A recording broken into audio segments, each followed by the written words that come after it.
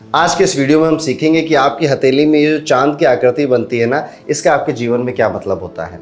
आपके मन में एक क्वेश्चन आ सकता है वीडियो स्टार्ट करने से पहले कि ये चांद की आकृति तो सबके हाथों में बनती है, इसमें ऐसा खास क्या है। बहुत खास है। बहुत सारी ऐसी चीज़ें हैं जो आपकी लाइफ के बारे में इस एक आकृति से बताई जा सकती है। तो आपका जो डाउट है सबके हाथों में बनती है, उसका आंसर कर दूं, नहीं, सबके हाथों में नहीं बनती है। मेरे खुद के हाथ में चांद की आकृति नहीं बनती है, तो मैं और दूर कहाँ ही जाऊं।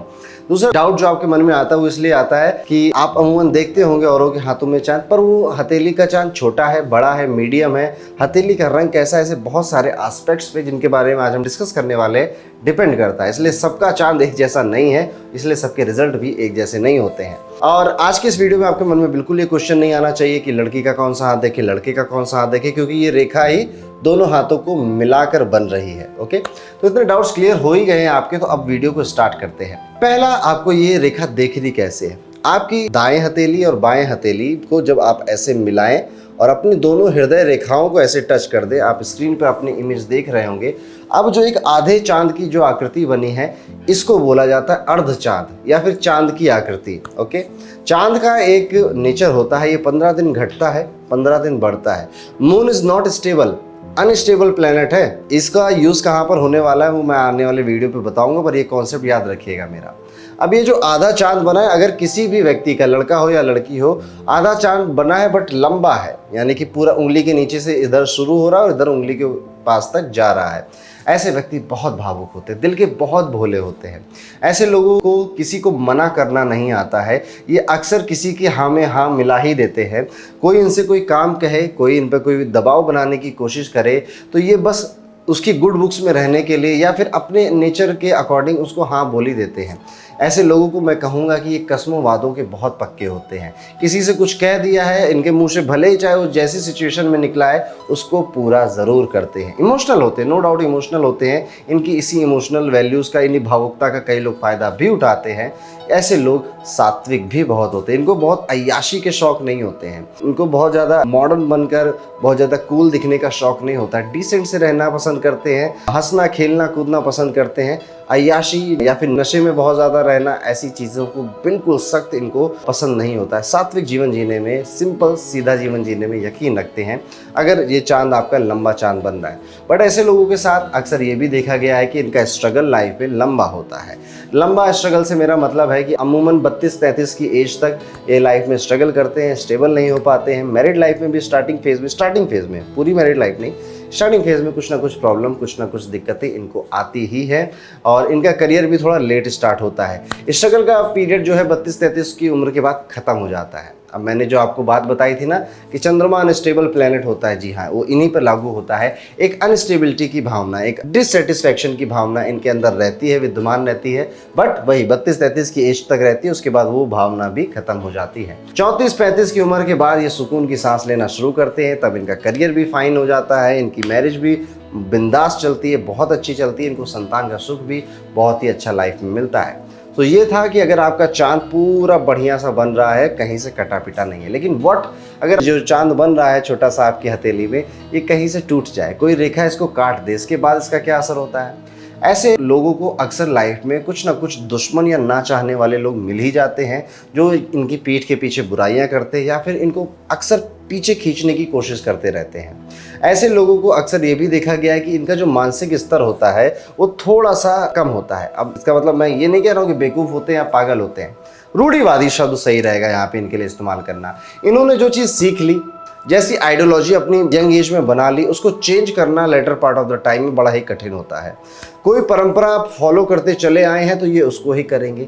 इनको बहुत ज़्यादा बदलाव पसंद नहीं होता है। जिस इन्वायरमेंट में रह रहे होते हैं, जैसे लोगों के साथ रहना इनको पसंद आ चुका होता है, अक्सर अमूमन कोशिश करते हैं कि ये वैसे ही इन्वायरमेंट में रहे, चेंज ज़्यादा करने की कोशिश न करते हैं, ना ही इनको पसंद आती है। लेकिन अगर आपकी चांद की रेखा टूटी हुई है, इसका मतलब ये भी होता है कि आप कई बार अपने विचारों पर स्टेबल नहीं रह पाते हैं, अप एंड डाउन। जैसे चंद्रमा का मैंने बोला था ना, 15 दिन घटना 15 दिन बढ़ना, यहीं पर वो कॉन्सेप्ट फिर से अप्लाई करिए। विचारों का उतार चढ़ाव लगा ही रहता है। कभी सोचा कि आज मार्केट जाएंगे और अपने घर के लिए सारे फर्नीचर खरीद लाएंगे, फिर सोचते हैं छोड़ो यार मार्केट नहीं जाते, ऑनलाइन खरीद लेते हैं, ऑनलाइन डील मिल जाएगी। ऑनलाइन सर्च करते रहे, डील नहीं मिली, सब भूल गए। एसी खरीदने चले गए, तो फर्नीचर से एसी के चले गए। इस तरह के ऊपर नीचे इनकी विचारधाराएं चलती ही रहती हैं। इसीलिए मैं कहा ना, चंद्रमा की तरह अनस्टेबल पैटर्न इनके विचारों में अक्सर बन जाता है। अब अगर आप हथेली ऐसे जोड़ रहे हैं और आपके हाथ में एक छोटा सा चांद बन रहा है, बहुत लंबा बड़ा नहीं है, एक छोटी सी चंद्र की आकृति है, ऐसे लोग बड़े कट्टर होते हैं। ऐसे लोगों को आप बहुत जल्दी कन्विंस नहीं कर सकते। ये हार्ड नट टू क्रैक वाली जो बात होती है वो इनके ऊपर हूबहू लागू होती है। ऐसे लोगों को मनाने के लिए ना आपको बहुत सारे तर्क देने पड़ेंगे, बहुत सारे प्रूफ इनके देने पड़ेंगे, तब जाके ये आपके किसी एक पॉइंट को मानेंगे। दूसरी चीज़ इनके अंदर जो होती है, अक्सर ऐसे लोग पैसे इधर उधर बहुत रख देते हैं। कभी तकिए में रख दिया पैसा, कभी कार में, कभी किसी पॉकेट में। जो होता नहीं है, जींस धुल गई है, जब धुलकर वापस आई तो पता चला उसमें 500 रुपये का नोट था। ये वही लोग हैं। तो अगर छोटी चंद्र की आकृति बनती है आपकी हथेली में तो ये चीज़ भी देखा गया है। पर इनके साथ एक चीज़ बड़ी खास होती है। अगर आप कोई लड़का लड़की कुछ भी हैं, आपकी हथेली में छोटा चांद बनता है और आपकी हथेली गुलाबी रंग की है या लाल रंग की है, तो ऐसे लोगों की अमूमन जो शादी होती है एक बहुत ही अच्छे घर में होती है।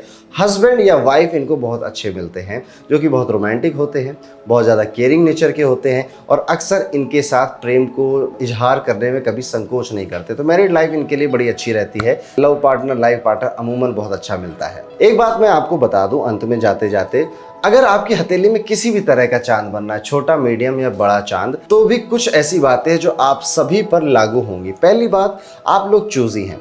आप अपने दोस्तों को भी जब सेलेक्ट करते हैं ना, तो बड़े ही चुन चुन कर सेलेक्ट करते हैं, क्योंकि आमतौर पे आप कम दोस्त ही रखते हैं। आपकी हाय हेलो भले ही बहुत सारे लोगों से हो जाए, आपका देखना मिलना जुलना बहुत लोगों से हो, पर जो करीबी हैं वो गिनती के 2 या 3 होंगे, इससे ज़्यादा होने की संभावनाएं नहीं है। चूजी से मेरा मतलब है कि आप कोई चीज़ पसंद करते हैं ना, तो बहुत ही सोच समझ के पसंद करते हैं। कोई खर्चा करते हैं तो बहुत ही सोच समझ के करते हैं। एक बात मैं आप सभी को और बता दूं कि आप लोग अपनी मेहनत से ही आगे बढ़ना चाहते हैं। आपको बिल्कुल ये पसंद नहीं होता कि कोई आके आपको कोई फेवर कर दे, आपका सोर्स लगा दे, या आपके ऊपर आके कोई एहसान जताने की कोशिश करे, या फिर किसी की मदद से आप आगे बढ़ें। आप चाहते यही हो कि आप अपनी मेहनत से ही आगे बढ़ोगे, ताकि जितना भी काम है या जितना भी आपकी लाइफ में आपको मिला है, ईश्वर ने दिया है, उसमें ही आप खुश रहना सीख सके। तो ये एक आपका नेचर होता है, जो कि मेरे हिसाब से बड़ा ही अच्छा शानदार नेचर है। एक चीज़ मैं आपको और बता दूं, ऐसे लोगों का एक नेचर होता है, ये लाइफ के किसी भी पड़ाव पर रुकते नहीं हैं। ऐसा नहीं होता है कि बस बहुत कमा लिया, अब सैलरी तो आ ही रही है, बीवी बच्चे सब हैं ही, अब शांत हो जाते। नो, ये हमेशा दिमाग दौड़ाते रहते हैं कि कुछ ना कुछ नया करें, कुछ ना कुछ ऐसा एक्स्ट्रा कर सकते हैं जिससे कि लाइफ में एक्सपीरियंसेस इंक्रीज़ हो जाए या फिर मनी इंक्रीज़ हो जाए। दोनों चीज़ों पे काम करते हैं। एक्सपीरियंसेस इंक्रीज़ होने का मतलब है कहीं सोचेंगे, कहीं घूम आते हैं, कहीं ट्रैवल कर लेते हैं, या कोई नई या महंगी चीज़ ट्राई कर लेते हैं, देखिए इसका एक्सपीरियंस कैसा है।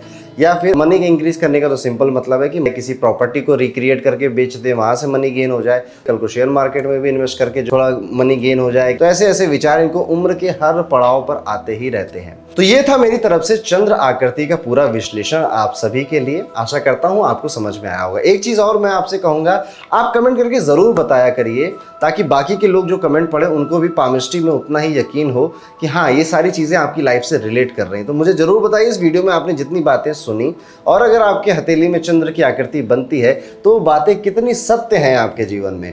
आपने कैसा महसूस किया इस वीडियो को, ज़रूर अपना एक्सपीरियंस शेयर करिएगा। मिलते हैं आपसे अगले वीडियो में, तब तक के लिए राधे राधे।